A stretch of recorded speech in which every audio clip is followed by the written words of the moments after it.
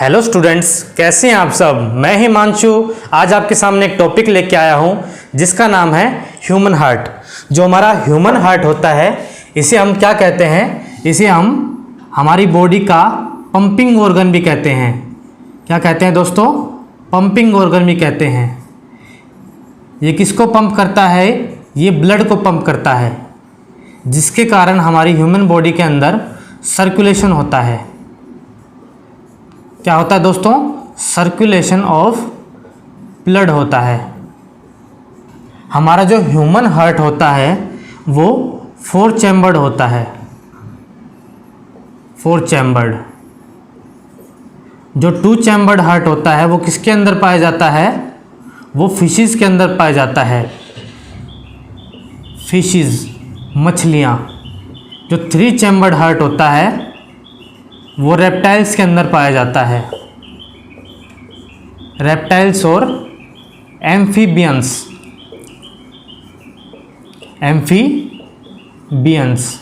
Amphibians क्या होते हैं? जो दोनों जगह पाए जाते हैं, लैंड पे भी और वाटर में भी, aquatic and as well as terrestrial. जो 4 चैम्बर्ड हार्ट होता है वो हमारे किस काम आता है? वो हमारे एक प्रोसेस होता है डबल सर्कुलेशन। डबल सर्कुलेशन के काम आता है। डबल सर्कुलेशन के कारण जो हमारी ह्यूमन बॉडी होती है उसके अंदर ऑक्सीजनेटेड ब्लड और डीऑक्सीजनेटेड ब्लड की मिक्सिंग नहीं होती है, दोनों सेपरेट रहते हैं। और हमारी ह्यूमन बॉडी को जो ऑक्सीजन की नीड होती है, हाई ऑक्सीजन नीड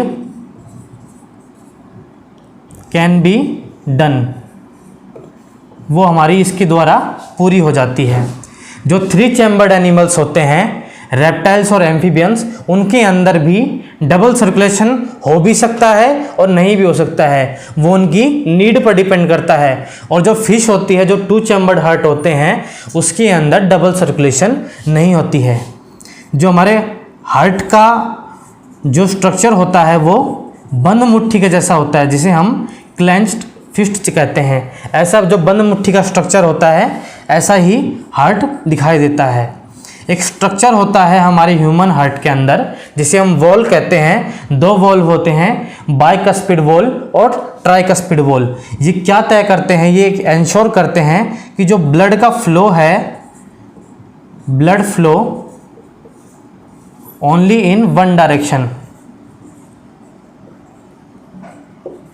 या फिर और इसके फंक्शन क्या कहा जा सकता है? इसका फंक्शन होता है बैक फ्लो ऑफ ब्लड को रोकना। बैक फ्लो ऑफ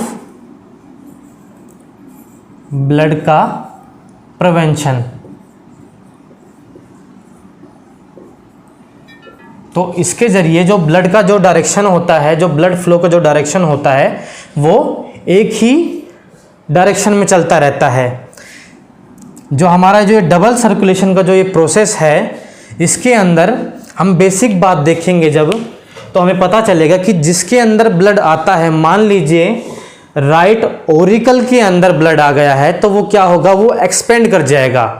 और मान लीजिए राइट ओरिकल से ब्लड निकल गया है तो वो कंस्ट्रिक्ट कर जाएगा।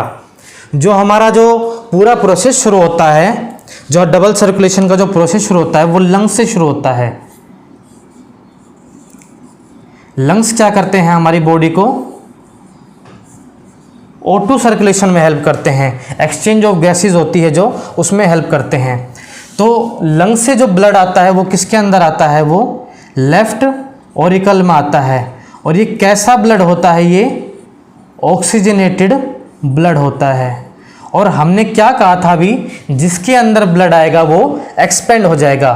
तो यह लेफ्ट ओरिकल से लेफ्ट वेंट्रिकल में जाएगा। तो लेफ्ट वेंट्रिकल में क्या पहुंचेगा? ऑक्सीजनेटेड ब्लड पहुंचेगा। और इधर क्या होगा? लेफ्ट वेंट्रिकल तो एक्सपेंड हो जाएगा क्योंकि उसके अंदर ब्लड आ रहा है।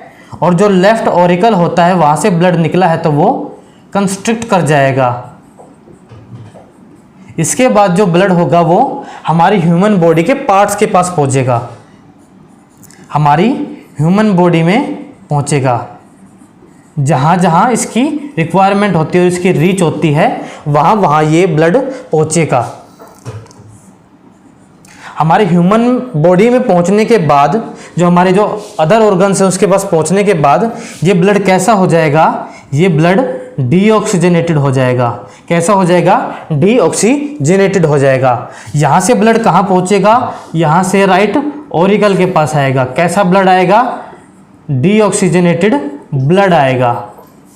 और हमने क्या कहा था, जिसके अंदर ब्लड आता है वो एक्सपेंड हो जाता है। तो यहाँ राइट ऑरिकल क्या होगा, वो एक्सपेंड कर जाएगा।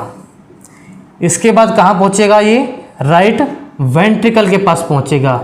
जहाँ राइट वेंट्रिकल क्या होगा, वो एक्सपेंड कर जाएगा। क्या करेगा दोस्तों, एक्सपेंड कर जाएगा। और राइट ऑरिकल क्या होगा, वो कंस्ट्रिक्ट कर जाएगा। अब इस ब्लड को ऑक्सीजनेटेड करने के लिए, क्योंकि हमारी जो ह्यूमन बॉडी है उसका जो नेचर है वो ऑक्सीजनेटेड ब्लड को यूज़ करने का ही है, तो ये वापस लंग्स के पास पहुंच जाएगा। तो लंग्स क्या करेगा, वापस से ही ब्लड को ऑक्सीजनेटेड करेगा। क्या करेगा दोस्तों, ऑक्सीजनेटेड करेगा। अब हम इस डायग्राम में भी इस चीज़ को समझ सकते हैं कि ब्लड कहाँ से कहाँ आया, यहाँ से लंग्स से, लंग्स से कहाँ आया, यहाँ आया, यहाँ से यहाँ गया, और यहाँ से फिर वापस ह्यूमन बॉडी पार्ट्स के पास पहुँचा, जो अदर ऑर्गन हैं उनके पास पहुँचा, और वहाँ से यहाँ वापस आया। कहाँ, इसके अंदर वापस आया। और कैसा ब्लड आया, ये डीऑक्सीजनेटेड ब्लड आया। कैसा आया दोस्तों, डीऑक्सीजनेटेड ब्लड आया। कहाँ आया, राइट ऑरिकल में आया। उसके बाद ये राइट वेंट्रिकल में गया, और उसके बाद वापस से यहाँ से फ्लो होता हुआ लंग्स के पास पहुँच गया। क्या होने के लिए, ब्लड का ऑक्सीजनेशन होने के लिए। तो ये एक पूरा प्रोसेस था। हमने ह्यूमन हार्ट के बारे में पढ़ा कि ये क्या है, ये एक पंपिंग ऑर्गन है। किसकी पंपिंग करता है, ब्लड की पंपिंग करता है। जैसे हमारे घर के अंदर एक पानी की मोटर होती है, वो पानी की क्या करती है, पंपिंग करती है। वैसे ही हमारा जो ह्यूमन हार्ट है वो ब्लड की पंपिंग करता है। वो उसमें हेल्प क्या मिलती है, फिर हमें सर्कुलेशन ऑफ ब्लड होता है। जो पूरे जो बॉडी के अंदर जो ब्लड का सर्कुलेशन होता है, फिर वो ह्यूमन हार्ट के जरिए होता है। हमारा ह्यूमन हार्ट कैसा है, 4 चैम्बर है और डबल सर्कुलेशन का एक प्रोसेस करता है। डबल सर्कुलेशन का प्रोसेस में जो ट्राइकस्पिड एंड बाइकस्पिड वाल्व है वो इसको डायरेक्शन की गाइड करती है कि जो ब्लड का फ्लो है वो एक ही डायरेक्शन में चलता रहे और back flow of the blood ना हो। आज हमने ह्यूमन हार्ट के बारे में पढ़ा और ह्यूमन हार्ट के बारे में देखा कि ब्लड का फ्लो किस प्रकार से होता है। ये जो डायग्राम है, ऐसा ही एक डायग्राम आपको एनसीईआरटी में मिलेगा। आपको अगर वो ठीक लगे बनाने में तो वो बनाइएगा, और अगर आपको ये डायग्राम ठीक लगता है तो आपको ये बनाइएगा। इस वीडियो की डिस्क्रिप्शन में आपको एक लिंक मिलेगा जिसके जरिए आप पीडीएफ खोल सकते हैं। उसके अंदर आपको दोनों डायग्राम मिलेंगे, साथ ही साथ जो मैंने आपको वर्बल समझाया है और जो अलग से नोट्स इसके जो पेपर में आते हैं वो आपको दिखेंगे। तो आज के लिए बस इतना ही। उम्मीद करता हूँ आपको ये लेक्चर पसंद आया होगा।